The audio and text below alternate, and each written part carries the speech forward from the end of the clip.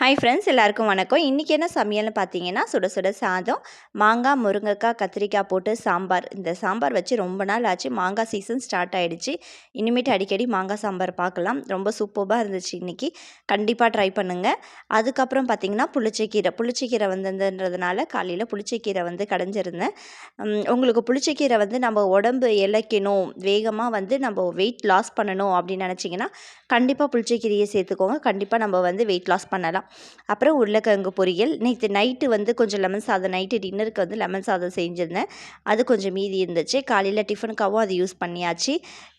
சதீஷ்க்கு உருளைக்கிழங்கு பிடிக்காது அப்படின்றதுனால ஒரு முட்டை இருந்தது. சரின்னு சொல்லிட்டு அவனுக்கு மட்டும் ஒரு ஆம்லெட். எங்கள் வீட்டில் இன்றைக்கி இதுதான் ஃப்ரெண்ட்ஸ் லஞ்சு. வாங்க சாப்பிடலாம். சாம்பார் ரொம்ப ஈஸியாக சிம்பிளாக தான் பண்ணியிருந்தேன். வெங்காயம், தக்காளி, மாங்காய், முருங்கைக்காய், கத்திரிக்காய், கொஞ்சம் புளி தண்ணி ஊற்றி சூப்பராக கொதிச்செடுத்தால் சாம்பார் ரெடி. சொந்தங்கள் தொடர கண்டிப்பாக சப்ஸ்கிரைப் பண்ணுங்கள்.